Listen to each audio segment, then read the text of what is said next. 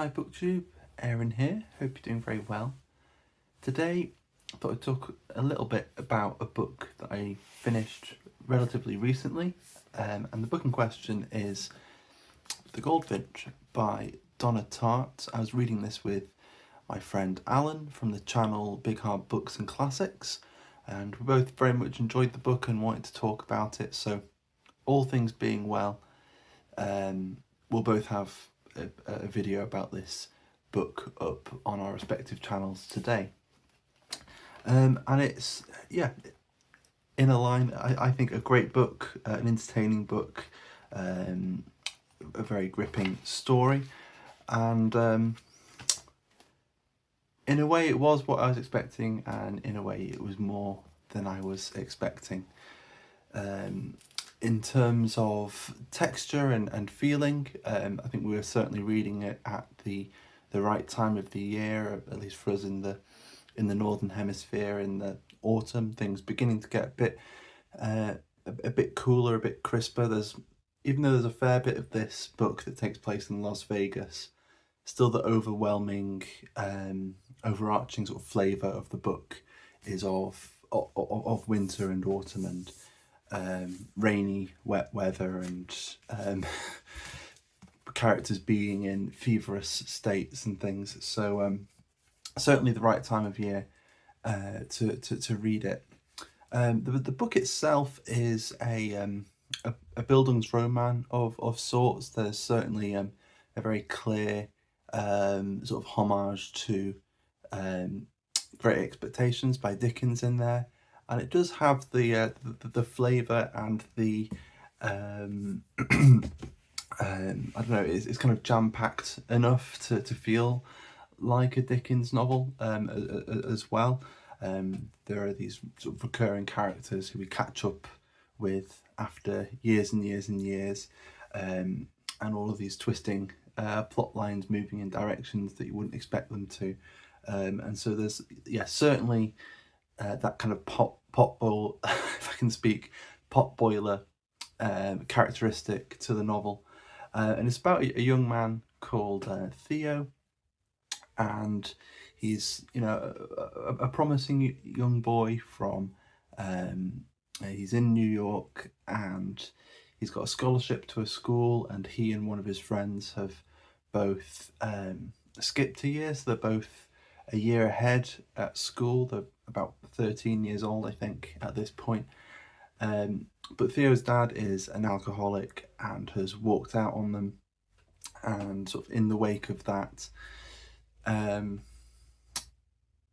things aren't looking quite so good at school. So in one of the opening scenes of the book, it's Theo and his mum essentially killing time before going in for a meeting at school to do with how he's doing and to do with the suspension that he's got. And it's not really a spoiler to say that early in the book, on that day when they're killing time, the two of them go into an art gallery. His mother has studied art history and loves art history. It seems like that's sort of rubbing off a little bit on Theo, and they go to this exhibition full of sort of Dutch masters and sort of 16th, 17th century paintings. And while they're there, Theo spots this girl that he likes, and sort of makes excuses to stay in the same exhibition room as this girl, and wants to sort of muster up the courage to try and talk to her. And so he splits up with his mum. She goes off somewhere else, and not long after that, there's this big explosion in the art gallery, and he wakes up, and the whole book is about sort of the aftermath of this explosion. He loses his mother, and so he is basically orphaned. He has no idea where his dad is. The girl he liked does eventually survive. She's there with someone who Theo thinks is her grandfather, and he's the only living person that he meets in the aftermath of the explosion. He can't really see anyone else alive around, and he's obviously dying. And in this man's last moments, he is kind of obsessively trying to get him to save this painting that Theo had seen of the Goldfinch, which is a real painting. Let's see, here it is.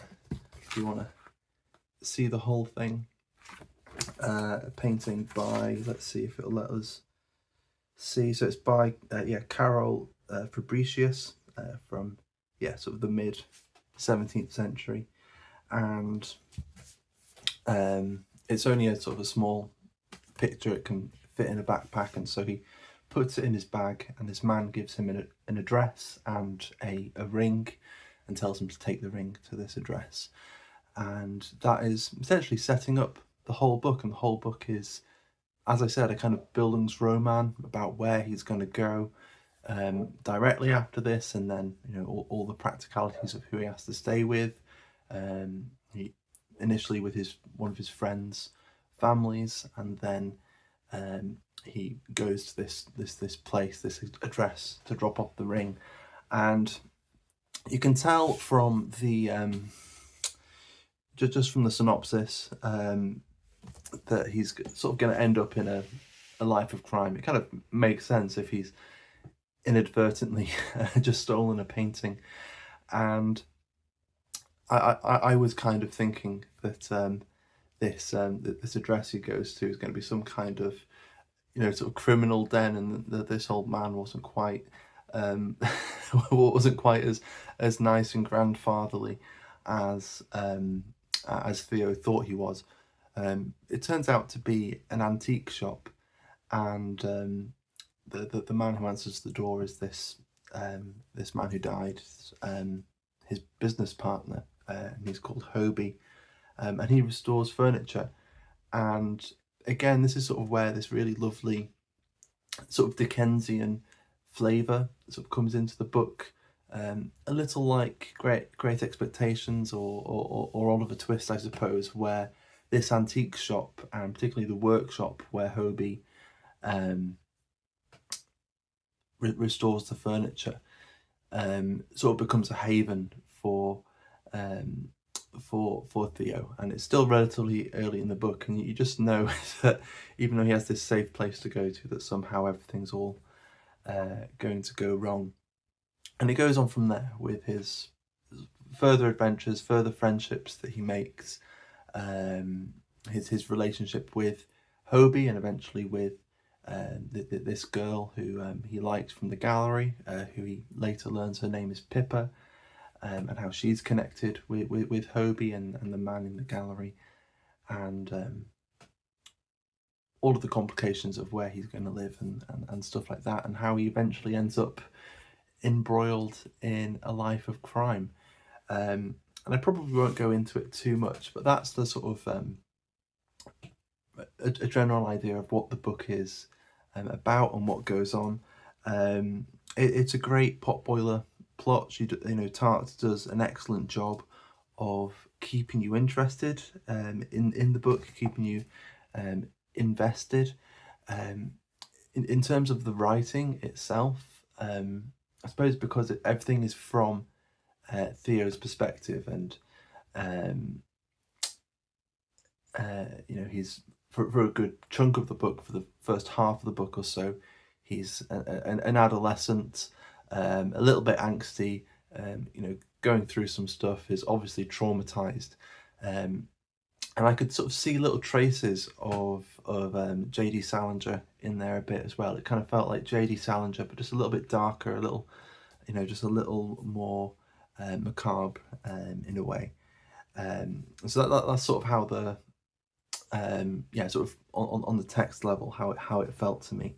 I'm very entertaining, a very amiable character, I thought, to spend time with, despite his sort of certain character failings that he has. To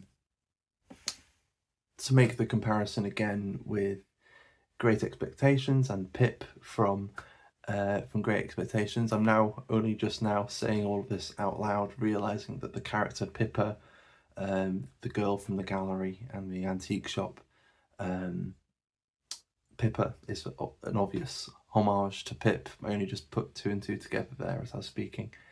But I think sometimes some people have a bit of a problem with Pip as he grows up in great expectations. He gets a little more arrogant and a little more selfish, and he can get a bit annoying at times as the novel goes on and makes some bad decisions.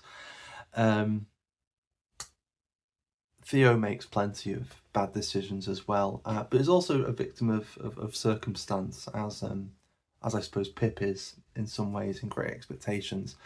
But for me, whereas with Pip, as I said, a lot of his shortcomings come from a kind of selfishness, having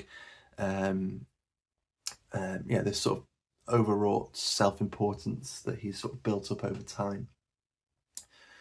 With Theo, all of his failings are clearly a reaction to trauma and to grief. And so even though I do feel quite a lot for Pip as well, I don't get too annoyed by Pip. But I still had a lot more time for Theo. But Tartt does some really other quite interesting things as the book goes on, with the idea of having someone who's been through all of this, going through all of this trauma, who then starts drinking and taking other substances, maybe not consciously as a balm to everything he's gone through, but he's doing all this stuff, and just having someone doing all of this, taking drugs, drinking a lot, as your narrator, you come to see eventually that he's not remembering everything, he's not able to tell you everything, and she plays with that with some very satisfying ways that I'll leave you to find out yourself. There's also just a lovely poignance to the book. It's got this potboiler quality. It's got this really, I think Tartt has a great way of evoking atmosphere of rooms and streets and parks, whether it's supposed to evoke a kind of nostalgia or whether a kind of unease. And a great deal of the book is in Las Vegas, and I think she does a great job of evoking this weird sort of liminal landscape that's sort of so inhuman and being encroached by the desert. But she also just does a great job of with this kind of potboilery plot, lending a kind of poignancy to everything, particularly by the end. And eventually it becomes a book about objects, about loving objects, which again, when you think of it being a book about someone who steals a painting and he lives with this painting for most of his young life, he gets more and more paranoid as he gets older, because he's so scared of being found out, of having this thing under his bed, sort of taped up and hidden in a pillowcase. But then the antique shop, the furniture and everything, it becomes this book about objects and about just certain things that you attach value and sentiment to, and the extent to which that's important and nourishing in your life. So if I can find it, I'll just go and read you a brief little snippet from towards the end of the book that goes into that a little bit. So this conversation towards the end of the book takes place between Hobie and Theo, and they're talking about Welty, if I'm remembering his name correctly, who was the old man who Theo stayed with as he was dying in the gallery at the beginning of the book. And this is what he says. He used to speak of how, with very great paintings, it's possible to know them deeply, inhabit them almost, even through copies. Even Proust, there's a famous passage where Odette opens the door with a cold. She's sulky, her hair loose and undone, her skin is patchy, and Swann, who has never cared about her until that moment, falls in love with her because she looks like a Botticelli girl from a slightly damaged fresco.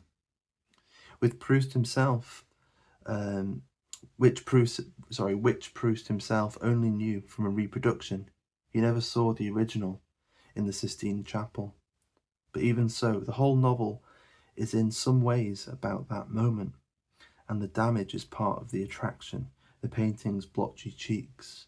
Even through a copy, Proust was able to redream that image, reshape reality with it, pull something all his own from it into the world. Because the line of beauty is the line of beauty. It doesn't matter if it's been through it doesn't matter if it's been through the Xerox machine 100 times. And it goes on, but I just love that, and the whole conversation between them at that point in the book is really, really moving. So yeah, obviously the mention of Proust there gives it a thumbs up from me. But yeah, I just loved it. And there are so many just little things I could probably go on talking about. There's a satisfying structural thing going on in the book where at the beginning of the book, straight after his mother has died, he goes straight back to the apartment because it's like a rendezvous point, and she'll know that if she can't find him, to go back to the apartment. It's their kind of it's their kind of unspoken rule. The very first chapter of the book, then, we're meeting Theo in a hotel room in Amsterdam as a man in his mid-20s, and he's just stuck in there and can't leave, and you're not entirely sure why. You get the impression he's done something wrong, and then the end of the book is sort of working out why he's ended up in Amsterdam. And I just loved the kind of bookends of that, because when he's in this hotel, it's a kind of mirroring of the time that he's waiting for his mum to come back, and he's not waiting for his mum literally. At the end of the book, he's waiting for someone else, and I won't go into too much of what that situation is, but there's, in a way, he is waiting for his mum, and there's just a beautiful mirroring, and it's picked up a little bit, sort of almost right in the middle of the book as well. This idea of having a certain place as a rendezvous point, just so that you pick up on it and remember it for later on in the book. And I thought that was really, really beautiful. So yeah, I thought I'd just leave it there, and there are probably other things that you might notice when you go through it. But I thought it was a wonderfully crafted, wonderful read. It reads wonderfully, but there is depth to it. There is, there'll be something there if you look for it, and for each individual, I think you'll pick up on something else, all for your own. So I'll leave it there. Let me know if you've read The Goldfinch or anything else by Donna Tartt. I've also read The Secret History, which I liked quite a bit. I think I prefer The Goldfinch. I found this just much more moving on a visceral level, and I think it had the advantage of not having all of the hype that the Secret History has around it. So now I guess I'll have to read The Little Friend at some point, and who knows, maybe there'll be another Donna Tartt novel out before too long. Who knows? So yeah, let me know what you think. Let me know what you think of Donna Tartt. But for now, thank you very much for watching, and I'll see you soon. Bye bye.